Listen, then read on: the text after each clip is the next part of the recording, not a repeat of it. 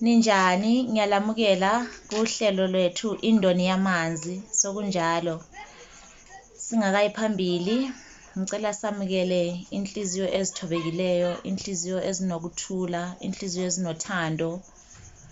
Asifuni into ezidunga ukuthula kune channel yethu, angithi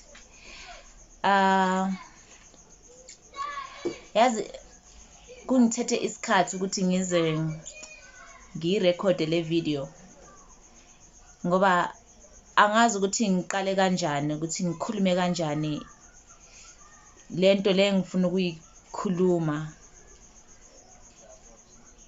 So ngithanda ukuthi indawo ikhona for abantu abafana nami la emhlabeni. Kungithethe isikhathi ukuthi ngize ngikwamukele lokho ukuthi nami ngile ndawo la emhlabeni.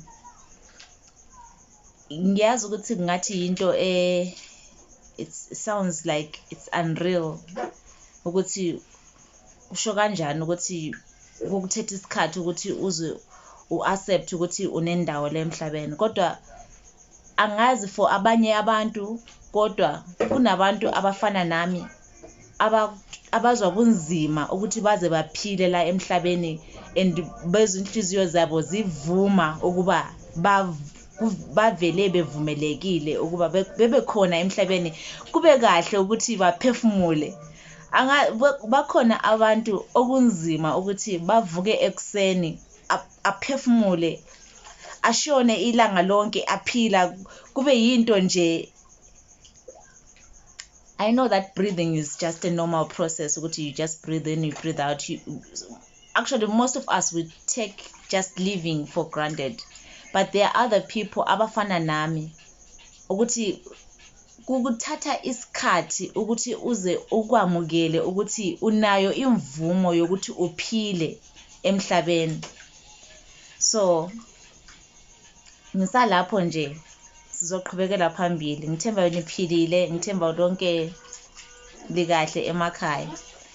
So ngiyalamukela kuhlolo Indoni Yamanzi. Mina yimi u-African Fairy okhuluma ngezinto ezifihlekileyo, izinto ezingakhulunywayo emhlabeni, ezisensitha, angithi.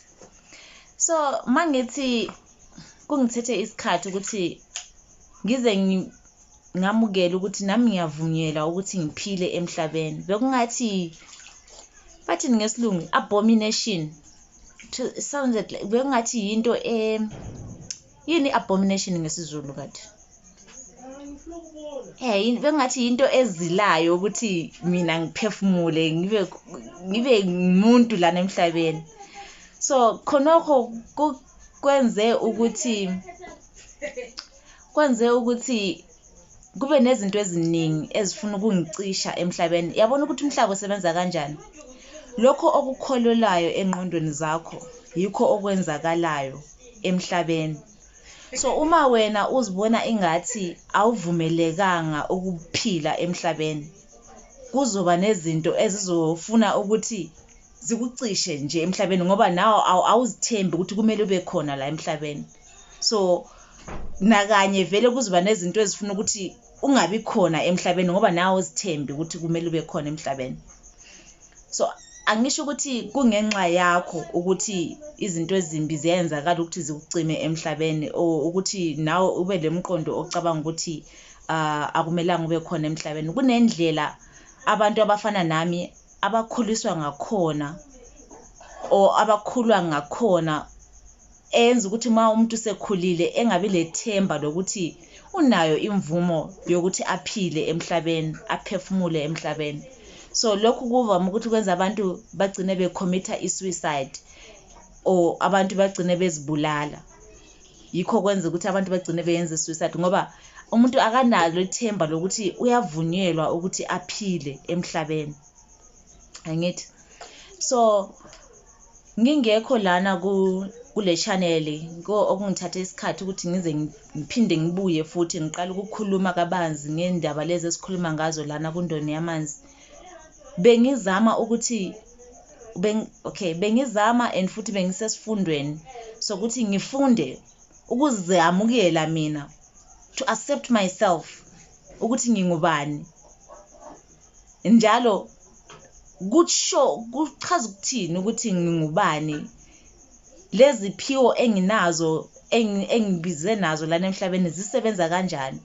Ngoba bengibona ukuthi ngingumuntu ohlukile kunabanye abantu engibabona behamba lana emhlabeni, and ngazama since ngiqala ukubona umhlaba ukuthi ngiyaqala ukunanzelela izinto ezenzakalayo eceleni kwami, ngazama ukuthi ngizifanise nabanye labo bengibabonayo eceleni kwami, kodwa angizange ngakhona ukuthi ngibe munye nabo nami ngibe yibo, ngoba umuntu nomuntu uhlukile.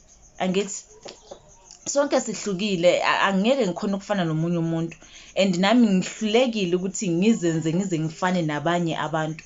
Mara ngiyabona ukuthi bakhona abanye abantu abakhonayo ukuzenza ngathi bangabanye abantu, even bona bengayisibo labo abantu, and bangathi bayaphumelela ngaleyo ndlela, kodwa mina ngihlulekile. So kunabanye abantu abangakhona ukuthi bazifihle ngaphansi kweyezi lokuba ngomunye umuntu. Kunento engilande ukuzoyenza lana emhlabeni, ukuthi ngayihluleka ukuyenza lento le, akekho omunye umuntu ozoyigcwalisa leyo ndima leyo obekumele igcwaliswe yimi. Each person here in the world has got their own different parts to play. If you fail to play your part, this world remains imbalanced. Ngoba kulesi sizathu sokuthi why wena unguwe, why mina ngiyimi, why lo munye umakhelwane wakho umakhelwane wami enguye yena lo muntu, sonke sizodlala indima.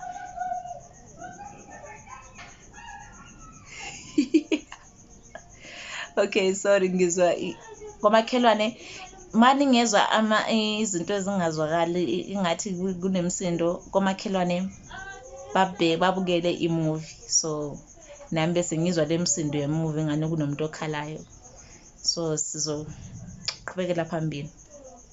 Ngisho ukuthi umuntu nomuntu unendima yakhe ayilandile la emhlabeni, ukuthi wena mawungayilahla leyo ndima yakho ufune ukufana nomunye umuntu, into obuyilindile wena la emhlabeni, into bengiyilandile mina la emhlabeni, mase ngizenza omunye umuntu izohlala ingayenziwanga.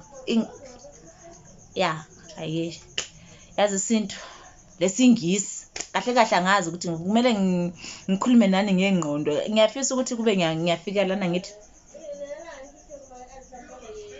livele libona ingqondo zami zisho konke lokho engikusho. Guys,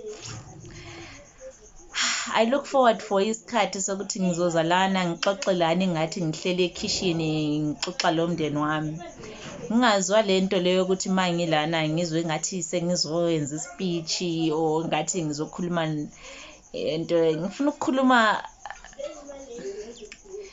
ngikhululeke, yazi. Kodwa ngiyazi ukuthi izihloko zendaba engiza ngazo lana inhloko ezisindayo, ezisinda imiphefumulo yethu, ezisinda imindeni yethu, ezisinda ubuntu bethu. So ngeke ngihlale ngenza ingane yazi ngihleli nje ekhawushini siyaxoxa, kuba nzima, kodwa ngizozama, ne. So bengisathi uma ngingakhoni ukuzamukela mina, kunesikhathi sokuthi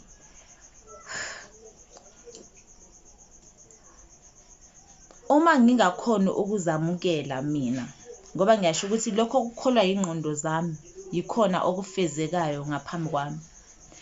Uma ngiyehluleka ukuthi ngizamukele ukuba ngikhona la emhlabeni, chaza ukuthi nomqondo wami angiboni isizathu sokuthi ngibe khona la emhlabeni. Chaza ukuthi automatically I'm erasing myself la emhlabeni, ngiyazicima. Lokhu kubangela ukuthi nalabo abantu aba against ukuba khona lana kwami la emhlabeni bakhone ukungihlasela kalula, ngoba nami anginalo ithemba lokuthi kumele ngibe khona la emhlabeni. Angazi kuyazwakala yini, cela ninikeze isikhathi. ngibhale izinto lana ezizobe zingiguide ukuthi ngikhona ukukhuluma kahle.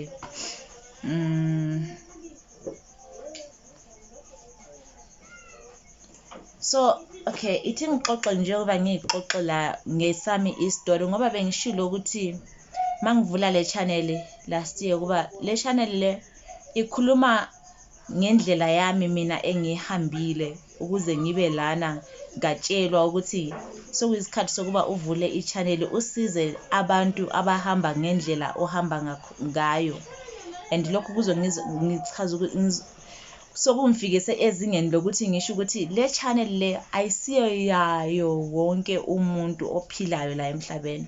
Mina ngilana for abantu abahamba indlela nami engihambe kuyo. So ukuthi uyayizwa ivoice yami akusho ukuthi ngikhuluma nawe or ukuthi uyayi-accepta lento engiyikhulumayo. Bakhona abantu abangizwayo kushaye ngaphakathi ukuthi ukhuluma nami lo muntu. So what I'm saying might not resonate with you, and that's fine. Or what I'm saying might not resonate with you now, it might resonate with you in future. That's still fine. Angithi. So impilo yami ne nokuthi ngibe lana ngikhuluma nani namhlanje, it's like isimanga kimi, isimanga kimi. Nalabo ade bengihlasele bayazi nawo mabe bengibhekile manje bebheke le channel bayazibuza ukuthi kanjani yini ngalo mntwana lo ukuthi asikhoni nokuthi simthinte la. Akathinteki lo mntwana lo. Nami ngiyazi ukuthi isimanga ukuthi ngibe lana. Bengitsheliwe ukuthi no October angeke ngifike uOctober ngingophilayo, kodwa ngiyaphila ngikhuluma nani manje. Angisisipoko, anikhulumi nesipoko lana, ngikhuluma nami engiphilayo. Kodwa bakhona bebazama ukuthi bangicishe vele ngingabi khona lana emhlabeni, ngivele nginyamalale nje. And why benza lento? Ngoba sikhona isiphiwo engiza naso mina lana emhlabeni esiphambana nendlela. Hey, shangawisa ifoni lena. Ginesiphiwo enginaso esenza ukuthi ngihlaselwe, esiphambana nendlela umhlaba ohamba ngakhona. Angithi. So kune video engizoyiposta ne. Le video le ngayirecorda umnyaka oqala, beginning of the year, and bengingayiposti ngihlala ngibheka ngithi manje le video le ngizoyenza kanjani, ngibuza ukuba ngidelete na. But bengibona ukuthi isikhathi sakhona asikakafiki ukuthi ngiyiposte, kodwa sesifikile lesi sikhathi. So ngizoyiconnecta le video after mangiposta lena i-introduction ukuze le video engizoyiposta iyenze isense. Angazi yini ukwenza isense guys. So besihlanganisa isiZulu until isintu sami size siqoqeke kahle. So besihlanganisa isiZulu nesingisi. Ngoba ngiyabona ukuthi abantu besingisi banosizo olubanzi kabi ngempilo zabo ukuthi bayatshela ukuba yenza kanje, oh this ubamba lokhu. Ngesingisi igcwele kabi impila kahle yesingisi, kodwa isintu asinayo. So impila kahle ayinayo into, akuna channel ekhuluma ngesintu esibonisa indlela ukuthi abantu besintu bathole kanjani usizo lokuphilisa impilo zabo. Yikho ngikhuluma ngesintu, ngifuna ukuthi ngikhulume ngesintu.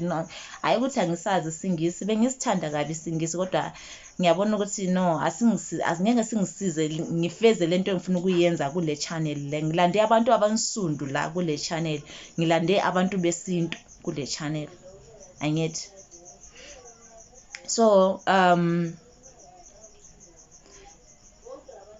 kulabantu abazizwa bengathi ngizokhuluma ngesingisi ngathi you are weird.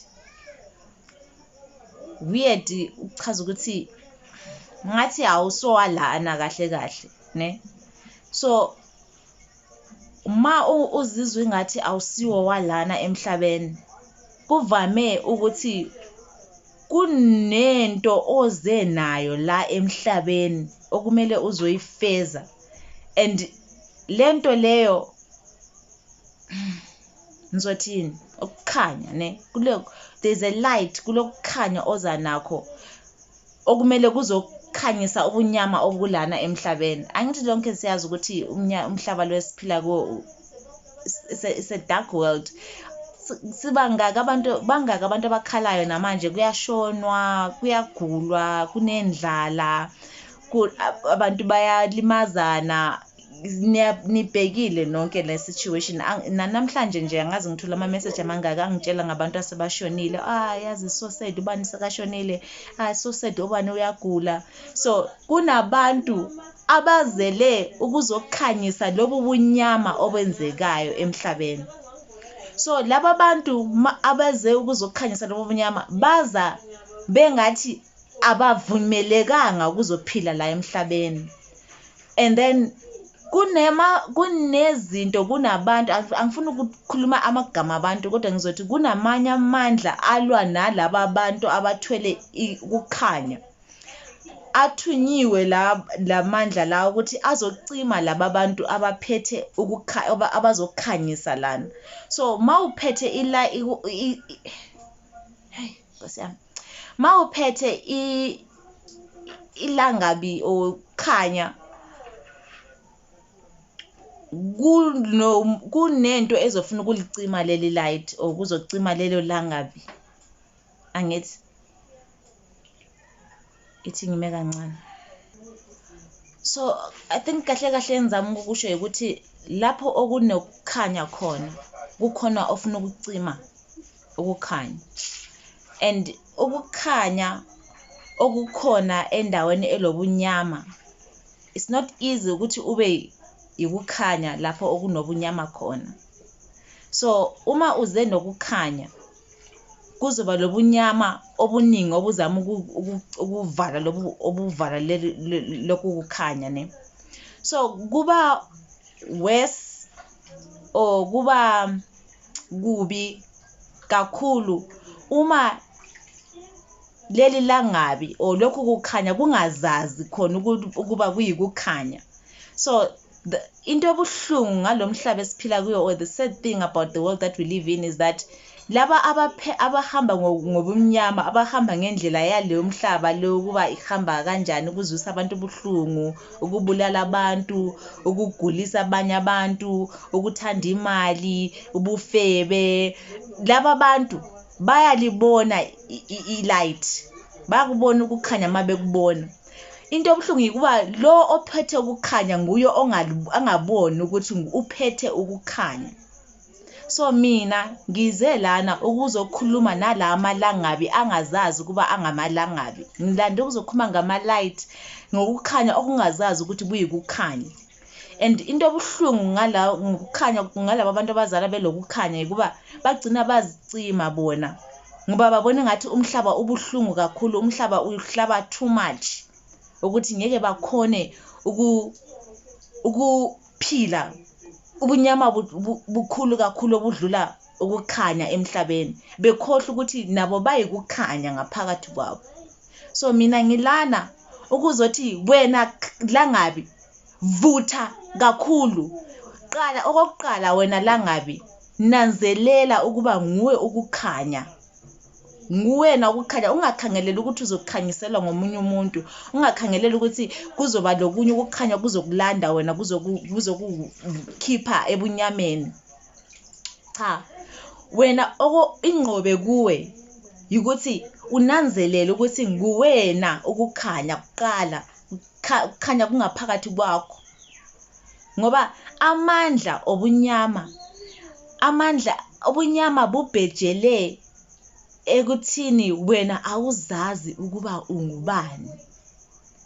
So yiyo le ndlela ebengihamba kuyo, ebengilwisa, engenza ukuthi ngingakhona ukuthi ngizelana ku channel le ngizokhuluma nani, ngoba bengakazazisisi kahle ukuba nami ngingubani. Akusindlela elula ukuthi uzubezazi ukuthi ungubani, uzazi kabanzi ukuthi ungubani, and then uyiclaim le ndawo yakho ukuthi hey, I have a right ukuthi ngibe lana emhlabeni. Ngabe ngingathi angifani nani, ngabe ngathi yazi ngifuna igama lesizulu elithi weird. ngabe ngathi ngiyisiboto, ngabe ngathi ngunyawupe, ngabe ngingayisiyo le ndlela wena ofuna ukungibona ngakhona, kodwa okusalayo ngikhona la emhlabeni and kuba khona kwami kubalulekile kakhulu. Uyibambe indawo yakho. No, aningizwa kahle nina ne, aningizwa kahle. Kwamele uyibambe by force. Ngiyazi ukuthi kuzobe kunabantu abaningi abafuna ukukusheka bekwenza ngathi awusimuntu, you don't matter wena lana emhlabeni. Ngiyazi ukuthi kuzobe kunjalo ngoba ngidlule lapho ukuthi abantu bazofuna ukukuncindezela ngendlela eziningi. Sizokhuluma ngazo zonke lezi ndlela umhlaba ongakuncindezela ngakhona, ngoba okusalayo ukuthi umhlaba ufuna ukukuncindezela ukuthi uze uzicime wena. Mabehluleka ukukucima bafuna wena uzicime, ngoba kukhona ukukhanya okungacimeki ngomunye umuntu. Yikho ngitshela ukuthi bekuthiwa ngizoshona mina u-October engakafiki, bekuthiwa ngizoshona, kodwa ngilwile mina ngamandla ami engiwaphiwe, ngokukhanya kwami enguphiwe, ukuthi akusokwenzeke lokho, ngoba mina ngiyafuna ukuphila lana emhlabeni and ngiyazi khona injongo engiyiphilelayo lana emhlabeni. So kunabanye abantu ukuthi beyala ukuthi no, this is not going to happen to me, akusokwenzeke kimi lokho, bayehluleka ukuthi bakucime, kodwa bazokuncindezela ukuba wena since bona bengakhona ukukucima, then wena kwamele uzicime wena. So wena ingqobe kuwe yokuba ungazicimi. Yikho i-channel le ikhona la. Mina ngifuna ukukhuluma nabantu abalwa nemizwa yokuzicima. Ubone ngathi awunayo indawo lana emhlabeni, so ufuna ukuzicima ne. So ungazicimi, number 1. Number 2, bheka ngaphakathi kwakho uzibuze ukuthi yini le eyenza indlela yakho ibe buhlungu kangako ukuthi abantu bafuna ukukucima. Ngiyazi ukuthi most of the times abantu abalokukhanya phakathi ne, even ungakwazi ukuthi wona nguwolelangabe, uyazi ukuthi kunabantu abakuhlaselayo ngaphandle le. Ma uwazi lokho ukuthi kunabantu abakuhlaselayo ngaphandle le ngobuthakathi noma ngani, uyazi ukuthi kunabantu abakuhlaselayo. So uzibuze wena ukuthi yini le oyiphethe edalela ukuthi abantu baze bahlale phansi, ngoba yazi ubuthakathi akuhambi ngomuntu oyedwa. Usually umuntu ohamba yedwa uhamba ngothando, but ngoba abantu behlanganelana bese bayi-3-4 behlanganelana ngawe, sokuyibuthakathi nje obenzakalayo. So mawuzobona abantu amaqembu ehlanganelana ngawe, uzibuze ukuthi yini le engiyiphethe efuna abantu bangicime kangaka, then uzoba ukwazi ke ukuthi yini le oyiphethe. So mina sengifike lapha umngcele yini ukugcwaliseka. Sengifike ekugcwalisekeni ngokuzazi ukuba ngingubani ne. Lapha bekungamele ngifike khona ngoba bengilwisa ukuthi ngingazazi ukuba ngubani, ngoba ngingazazi ukuba ngubani ngizoba kwazi amandla elangabi elivutha ngaphakathi kwami. And lami ilangabi ngilokuvula ngambule iqiniso ngezinto ezenzakala. So bengisathi mina isizathu sokuba why bengivalelwe ngemgoqo ukuba ngingazazi ukuba ngubani, ngoba ma ule light ne, vele mawuzalwa uyavalelwa ukuthi ungazazi ukuba ule light okokuqala, ukuba ungazazi ukuba ulokukhanya okokuqala. And 2, abantu bonke abaseceleni kwakho bayazi bonke ukuba wena ulilangabi uyikukhanya, nguwe wedwa ongaziyo, and bafuna kuhlale kunjalo ne, angithi. So bengithi mina sengifike lapha ezingeni lokuthi sengibona manje, okay, so I ran out of storage space, ifoni yami igcine igcwala. So angisakhumbuli kahle ukuba ngicine kuphi, kodwa mina ngicine ngamukela ukuthi I'm a strange person, akekho umuntu ofana nami. Umngane wami ujwayele ukuthi when you think you have seen it all, and then there comes a mantwa. Because and you have to own that ukuthi akekho umunye umuntu ofana nawo, even if strange kanjani, maybe uyagubha ikhovula ulidle, that's who you are. Maybe ufuna uthanda ukuhamba ngezandla, abanye abantu bahamba ngemanyawo. If that's who you are, that's who you are. Lokho yikho khona kwamukele, and ngoba uyikho lokho yikho khona ngithi. And then abanye abantu, let's say uhamba ngezandla, wonke umuntu uhamba ngemanyawo, and then wona sozozama ukuthi uhambe ngemanyawo, mara wona awukhona uhamba ngamanyawo, ukhona uhamba ngezandla. Awusoku indawo yakho ayisokube khona la emhlabeni, ngoba you are trying to be something that you are not. So lokho oyikho khona kwamukele, and then uyiclaim. Abantu bengaze bekubheke bethi Luhana uyagubha amakhovula awadle, wona uthi vele ngiyagubha ngiwadle, mina anginikeza amandla amakhovula ami mangiwadla. Own who you are. That's the only way wena muntu wokukhanya ongafani nabanye abantu ukuthi indawo yakho what is to claim money ngesizulu.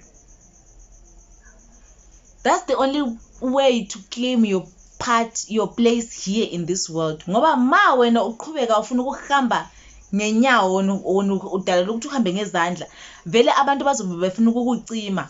Laba abantu bazobe bethi vele uzama ukufana nabanye abantu, akakhona ukuzi-accept ukuthi yena ngubani, and that will always give people reason to shake you. Mana let me tell you, if you accept ukuthi wena uyagubha amakhovula uwadle, and abantu bazi ukuthi vele lona unjalo, bagcina bakwamukela ukuba vele you are like that, vele that's who you are, uhamba ngezandla, mara okusalayo indawo yakho isikhona la emhlabeni. Kodwa mawungakhona ukuzamukela wena ukuthi who you are, this is who I am, vele uzohlala ubukeka engathi strange, and uzothi uhamba abantu uzobona ngathi abantu bethalaza babheka wena, and ushawa uvalo, you want to look like everyone, but you are not everyone. Awusi wonke umuntu wena. So funda ukuzamukela wena ukuthi nguwe lo unguwe, full stop. Akekho omunye onguwe ozoba khona emhlabeni ngaphandle kwakho. So on that with pride, not ukuthi uyamukele ngamahloni, no, with pride. Ume ngaphandle laphaya estaradeni uthi yebo mina ngiyulo elibelingamazi ukuba ukhona emhlabeni, kodwa ngikhona. That's what I had to do to claim my place la emhlabeni. And yikho okwenza ukuthi labo abazama ukungicima la emhlabeni bengakhona ukungicima, ngoba ukungicima kwabo is based on ukuthi I won't accept myself, ngoba they think I'm too strange, I'm too weird to accept myself. But I owned my weirdness. You know who I am? I'm the weird spiritual girl. Ngingulo ntombazana obona izinto abantu abangaziboni abanye abantu. That's who I am. That's who I am. I see things that people don't see. I see beyond what other people see. I accept that I'm a weird spiritual girl. I see spiritual things that other people don't see. That's who I am. So that's my place. Now, on that part, now that I accepted ukuthi ngingubani, ngizonitshela ke ukuthi amaqiniso engizoze ngiwala esizokhuluma ngawo lana, ngoba sengiyiclaimile indawo yami lana emhlabeni. Chaza ukuthi isiphiwo sami sesizofezeka kabanzi. Sengizowakhuluma wonke lamaqiniso bengisaba ukuthi ngiwakhulume lana, ngoba bengingena sibindi ukuthi abantu bazothini manje ngingakhuluma ngento ezikanje. Akekho omunye umuntu okhuluma ngezinto ezikanje lana. So and ngathi akekho omunye umuntu ocabanga ngezinto lezi engizicabangayo. Vele it's fine. Akekho omunye umuntu vele kumele azicabange lezi zinto, ngoba yimi engilethwe lana emhlabeni ukuzozicabanga lezi zinto. Akekho omunye ozozicabanga. But that's number one. So now that I've owned my place, sengizazi ukuthi mina ngingubani, sengizoyambula wonke lamaqiniso abebesaba ukuba ngizoyambula if I get to know my light. Ngizoqala ngalo le Bible. That Bible that you love so much. Awu makhelwane wavele wathimula. Okay, so that Bible that you love so much, I also love it. It's a double-edged sword. So don't read the Bible as if it's the way to direct your life, as if it's the way ulandele ngathi impilo yakho. Your Bible, your true Bible, is your heart. You follow your heart. So number one, if you're going to be on this channel following ukuthi kwenzakalani kundoni yamanzi, your Bible is your heart. Your Bible is going within yourself. Search yourself, you'll find your truth. Otherwise, this Bible is used to manipulate so many things. To begin with, we know that this Bible was the one that was used to manipulate the European countries, used the Bible to come and manipulate their way into Africa. Now, namanje, how many false prophets are out there carrying the Bible? How many people are using this Bible? So you can't base impilo yakho wena uthi ngilandela iBhayibheli. No, nami bengilandela iBhayibheli. Most of you libheke lana, I'm sure bengisonta nani lana lisho ukuthi uManto ngobe ngumzalwane bese sonta nathi asazi ukuthi sekakhuluma kanjani. Yeah, ngoba ngingenile ngaphuma searching for myself. At the end you have to search yourself, you will find the answers, ne? So there's a lot engizokhuluma ngakho okufihlwe yiBhayibheli, and there's a lot engizokhuluma ngakho okuvezwa yiBhayibheli. iBhayibheli likhuluma ngezinto eziningi mara not ngendlela thina abazalwane ebesibona ngakhona. Number 2, did you know ukuthi inyanga azikho yi12, inyanga ziyi13 mara bakhiphile inyanga ukuthi ingabi khona? Why? Mangibuza uChatGPT uthi they wanted to align with the seasons, or they thought it wasn't necessary. Kanjani? But decide kanjani ukuthi this is not necessary? Ngoba they know ukuthi they are messing up with your mind. So when I was uzokhulukazi ukuthi no, they are 12 months, they are not 12 months, they are 13 months. Other countries are still going with 13 months. Ethiopia still goes with 13 months. Why thina sihamba nge12 months? They know what they are doing, messing up with our minds. Number 2, they are 13.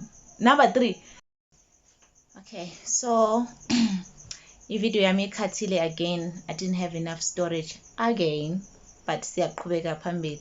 So bengithi niyazi ukuthi, so there are 13 zodiac signs in astrology, ne? So ngifuna ukuthi go and open up your mind, ne? Angitsheli lezi zinto lezi kuba niqala ukusaba, or and I'm not even telling you to recruit you to my faith. I'm not selling anything. I want you to step outside the box, because we have been put in a box. Nami, I'm in a box. There are some things that I still have to find, because it's not an overnight thing to come out of this mind programming. So uma umuntu ekuthathela ekuchuzela ukuthi wena kumele wazini ungawazi ini, bazama ukwenzani lapho? So banginikeza iBhayibheli, bathi ngilandele iBhayibheli, mara bazothatha inyanga, bakhiphe inyanga enye bathi no, it's fine ukuthi ngingayazi ukuthi bekunenyanga ezi13. Then ngubani ongichuzela ukuthi ngazi ini ngingazi ini? So ngifuna ukuthi don't be ngithini ngathi ungavuma ukuthi uphonga ukutshelwa into nawe uphonga ulandela ngathi uzoqunywa, a man going, a cow going for slaughter, uphonga uqhutshwa lawe ngenkomo engathi iyaganyula inhloko. Open your mind. So I'm telling you these things so that you go and open your mind and do your own research. 1, 2, stop being led by izinto ezingaphandle to where you are going. That's the reason why we are facing so much chaos. Angithi lana we are trying to fight with chaos eyenzakalayo empilweni, siyafa sibancane, siyagula, asazi ukuthi siphethwe sigula imikhuhlaneni. Izinto eziningi ezisiphetheyo ukushona sibancane, ukugula. This is everything starts in the mind. Everything starts in the mind. So because omunye umuntu ule control of your mind, uyakutshela ukuthi wena idla lokhu, wena idla ngalesi sikhathi, wena lala ngalesi sikhathi, wena ungafundi lokhu, wena lokhu, this is bad for you, wena this is good for you. Think for yourself what is good for you and what is bad for you. I'm giving you that freedom. So what I'm doing is giving you freedom to think for yourself, because that hasn't been given to us. I remember nami ngiphuma ukuba ngumzalwane. Yeah, I'm not a Christian anymore. I'm not a Christian. I'm a human being walking emhlabeni, trying to find herself and figure my place out and doing what God has called me to do. And when I'm saying I'm not a Christian, I'm not saying that I don't believe in God. You have to understand, I'm not religious. My mind is outside the box. I've taken myself outside the box so that I can see the bigger picture. So there are 13 zodiac signs in astrology. And this astrology is very important, and that's why they told you that it's evil, because you will never know who you are. Astrology tells me that I'm a Pisces sun. I'm a Pisces. That gives me, that makes me understand how do I function as an individual. As a Pisces, I understand myself. We won't go further from and so explain ahead of time, but for now, so astrologically there are 13 zodiac signs, but they've given us 12, just like the 12 months that they've given us. So they removed a zodiac sign called I forgot the name. Okay, should I pause and go check the name, or I'll tell you the name? Let me pause and check the name. Okay, so I was still saying that there are 13 zodiac signs, and the one that's missing is it's supposed to be from November 29. I'm not even sure whether these are the correct details. That is supposed to be from November 29 up to December 17. But you know what is very interesting about is Ophiuchus, Ophiuchus, something like that. So this zodiac sign is the zodiac sign that controls the unseen world. So most people that fall under this zodiac sign are gifted spiritually.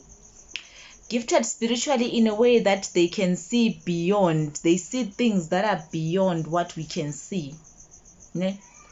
So they hid. I'm gonna say they because I don't know who did it. Who is they? They know themselves, the ones that did it. So they hid this zodiac sign, Ophiuchus, and the Ophiuchus controls the unseen realm, things that happen unnaturally, that are unnatural, that cannot be explained. Do you know what that means? That means then witchcraft is able to function singazi ukuthi kwenzakalani, because they've hidden the sign that controls magic.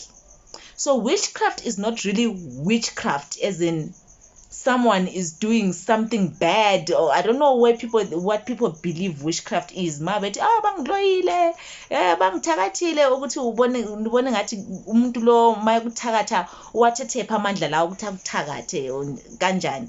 So into lezi bezi obala kudala bekulesikhathi semagic, where imagic beyivunyelwa ukusebenza lana emhlabeni obala. Then all day laba babuya ba change izinto, bakhipha izinto, basinikeza izithofu, basikhiphe iminyaka basinikeze izithofo ngoba bafuna ukuthi ba manipulate izinto. So isign ye magic ingasekho kodwana basayisebenzisa leyana magic thina asisakwazi ngayo ngoba sebeyikhiphile in the calendar. They've removed it. So because I hope you can just see the mind play in this thing. When something is removed from your mind bekutshela ukuthi I exist ngoba vele awazi ngayo, mina ngisengazi ngayo ngoba ngiyazi ngase ngitshela wena ungazi ukuthi ikhona lento le, but ngingazi ngayo. This thing works behind the scenes, is there kulaba abayaziyo. So that's when people can use witchcraft on me and I don't know ukuthi kwenzakala kanjani, bangithumela umbani, bangishaya ngombani, kanjani umuntu ucontrola kanjani umbani, because they have hidden the sign that controls magic. I don't know if you get what I'm saying, but I maybe today I'm just all over the place, but I'm praying that umkhulu abagithi abahamba nami, they will help me and give me the clarity as we go, because this is not the last episode engiyirecordayo. I know ukuthi ngiprovoke into eziningi here, abantu abaningi bazobehlanya ukuthi ukhulume ngani utheni. I know, but this is not the last episode yokukhuluma. Sizochaza kabanzi zonke lezi zinto ezifihliwe ngoba it's time ukuthi izinto ziphume in open. It's time to know the truth. Witchcraft is just magic that has been turned bad. But magic is allowed to exist. You are allowed to bless someone. Kunabantu abaphiweyo ama blessings ukuthi bakhona ukubusisa, or you can see ama fairies if you wanted to see them, but we can't see them because they are controlled by this sign that has been hidden. Do you understand that? Do you get it? Okay. And then we move on from this sign. So it means that okay, from this sign, abantu abaningi who are deemed to be spiritual, people who are gifted spiritually, usually ingqondo zabo azifunctioni njengendlela thina abanye esifunctiona ngakhona. People who see things that are unseen usually don't operate the way that people who think they are normal, or people we think they are normal, operate, because they see beyond. But now because that sign is hidden, now we think people are crazy. We now take people and go and put them. I'm not saying there are other people who are not really crazy, but now there are people who are put in mental institutions because they see unseen things. But it's not that they are crazy. They are people who belong to that sign, to that zodiac sign that has been hidden. But because we do not know about them, they are hidden. Do you understand? Ukuthi into ezifihliweyo zidala ingxaka engakanani. So asitafuni into ezifihleka, sikhathele ngokufihlelwa. So mina ngilana ukuzoziveza zonke lezi. Akula buthakatho obuzoyenzakala lana. Akula umuntu othakatho omunye. Akuna umuntu okubulala omunye umuntu mina. Not on my watch. Not on my watch. So laba bazibuza ukuthi mina ngizazi kanjani zonke lezi zinto lezi. Ithi ngitshele ke mina ngizodiac sign Pisces. Pisces number 13 wakhona okugcina. But lina lizobona ngani number 12 ngoba likwazi ngithi ngale bebeyifihliwe. Number 13 uthatha yonke le indaba zabantu from Aries izuyefika phansi le. You can find umuntu ozalwa ngePisces season uyangena kuzo zonke. Chaza ukuthi ngiyakhona nokungena kuleyo efihlekileyo. Abantu abazalwa ngesikhathi sakaPisces bayakhona ukubona izinto ezifihlekele ngemuva ezingemva kweveil. Angazi ukuthi ngithi emva kwani ezifihlekileyo. You just have that gift. So go and read about astrology. Don't be ignorant. Ungabi foolish. Niyakutshela lele Bible ukuthi my people are perishing because of lack of knowledge. Uzoyithola phi knowledge wona ufunda lona lodwa le Bible. Expand your mind. allow your mind to think. Even akulanto abomination. There's nothing that is an abomination. Never allow yourself ukuthi usabe something. If you feel like ngiyasaba, go in, go find the information. Don't let ukusaba ngokustop ukuthi wazi iqiniso. So go and find astrology, go and look deeper about your astrological sign, ukuthi ungubani wena, uyenza kanjani, ukukwata kwakho ukukwata kunjani, ukwatiswa into ezinjani. iBhayibheli alikutsheli lokho. So manje sibuswa inzondo uyakwazi ukuthi iyenza ukugula okungakanani emzimbeni. Do you know ukuthi jealousy iyenza ama-lumps awangakanani? Imikhuhlane le esiyigulayo ayidalwa nje imikhuhlane ephonga uvela nje. It's because imizwa esiyizwayo it affects our physical bodies. Jealousy grows inside the body and starts showing as cancer. So know who you are. And then you will be free from so many things. I've said too much already, ne? So we will break down izinto lezi engizikhulumileyo. Ngiyakwazi ukuthi ngathi kuyingxaka kugcwele yonke indawo. I'm all over the place. But do you know what my other superpower is as Pisces? I have the power to control chaos. Ngiyathatha into egcwele indawo yonke ngiyenze ibe imbuma ibuye ibe into eyi-one, ne? So awusokulahleke. Stay with me lana kundoni yamanzi with your African fairy. Sizoyithatha yonke le ngxaka ungabaleki, ungasabi, and we will make it make sense, and then we will all move together towards the truth. And do you know ukuthi we are now in the time and the age called the age of Aquarius? Go and research all these things, man. Don't let me be the one who tshela into ngathi. We are now in the age of Aquarius. Aquarius is the age of truth. Zonke lezi zinto lezi ngizodingela amagama, ngizohamba ngiyofuna ukuthi kathi ngesintu yini uAquarius. Yini uAquarius ngoba asazi ne, angithi ngoba ngigcine ngisiyafunda ngesingisi. So ngiyabona ukuthi abantu besingisi mani bathwele ulwazi oluningi, and thina abantu abamnyama sididekile lana sazi next siphunga uzuliswa siyele singathi ngamanzi. No man, it's enough. Now sesifuna ulwazi nathi lana for abantu abansundu, sesifuna ukukhulelwa, sifuna indawo yethu as the true Israelites. Sesifuna indawo yethu. So sizobe silixazulula leqiniso.